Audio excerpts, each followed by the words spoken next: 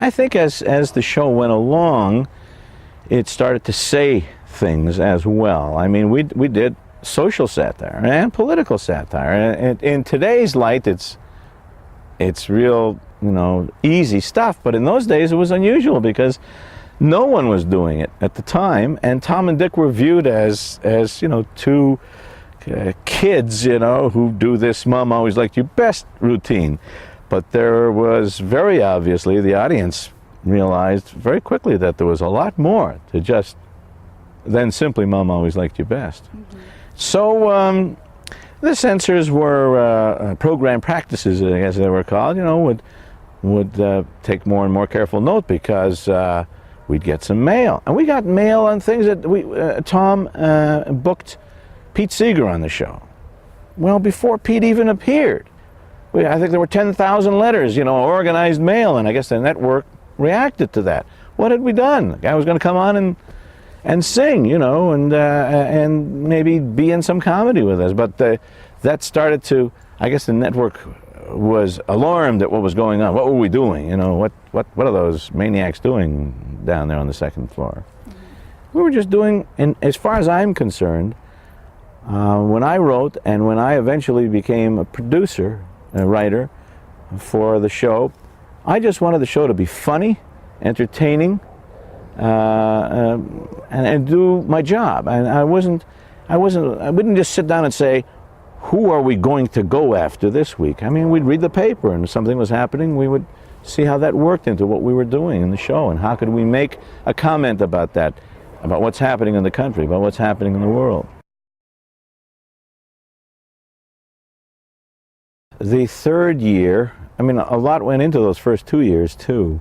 Yeah. And so by the time we got to the third year, we had a real nice platform, and it was actually even tougher because now we are a highly rated show. We're being watched very carefully, not only by the viewing audience, but by program practices, by network people, by the industry.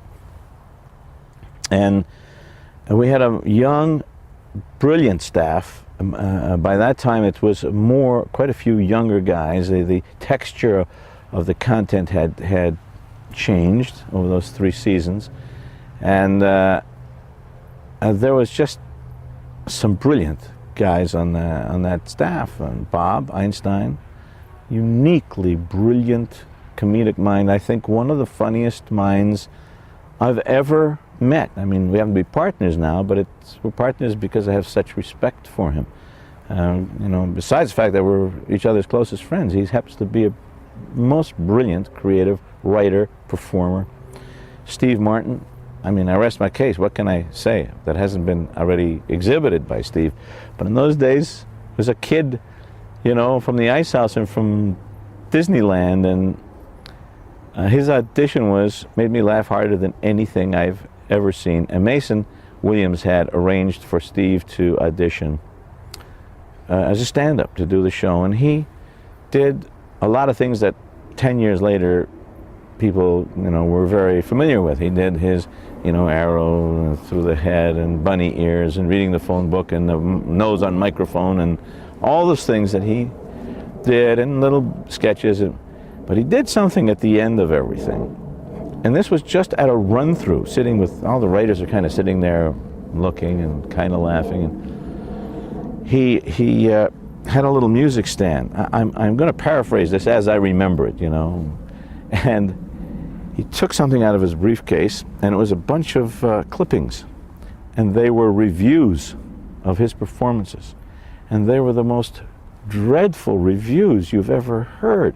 And while he was reading, he'd read a review from the LA Horizon, whatever magazine or newspaper, and while he was reading it, he would take out some flour and dump it on his head, and took out a banana and squashed it in somewhere and busted a egg on his egg yolk all over him, and just, it was unbelievable what he was doing to himself. And then he put the nose glasses on and the bunny ears and the arrow through his head and kept reading.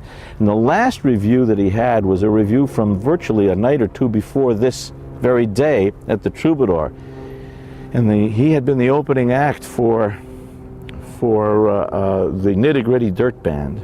And the whole review was about the Nitty Gritty Dirt Band. And the last line of the review he read this whole thing as he did all these things to himself, and the last line in the review was, Steve Martin does nothing to be remembered by.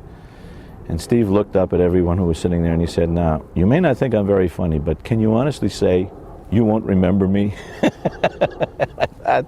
I don't know this kid. He's 20 or 21 or whatever years old.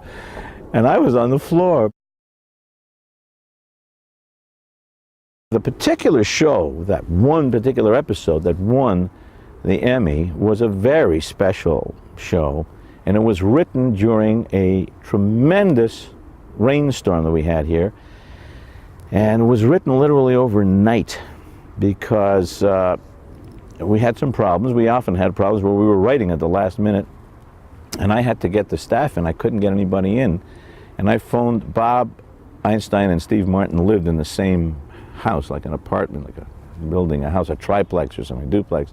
And I called them and said, I need you guys to come in. I mean, we've got to write this show. We have Liberace on the show, and we have, I can't remember who else was on, but Liberace was the key guest. And we ended up hiring David Fry, I think. And the guy said, well, we can't get out of our house. And I had this big old Cadillac, this huge old Cadillac. And I drove through like 3 feet of water. When I blew the horn, it was like, it was water in the horn, in the bellows. And they looked out the window, and there I was in this behemoth black bomber. And they came down. We drove back to CBS and literally wrote a show. Like kind of conceived of a show. And by the time the rest of the staff got in on Tuesday or Wednesday, we had something to work with. I was asked if I would show my Emmy. I carry my Emmy with me wherever I go. I keep it in my backyard. I have 7 or 8 copies of the Emmy. I have it in my car. I have 2 in the bathroom. And this is an Emmy. 1968-1969 Television Academy Awards, Outstanding Writing Achievement in Comedy, Variety, or Music. Allan Blye, Bob Einstein, Carl Gottlieb, Cy Howard, Steve Martin, Jerry Music, Murray Roman, Cecil Tuck, Paul Wayne, and Mason Williams. The Smothers Brothers Comedy Hour, February 16th, 1969, CBS. And believe me, even though I was reluctant to show this, boy, am I proud of this.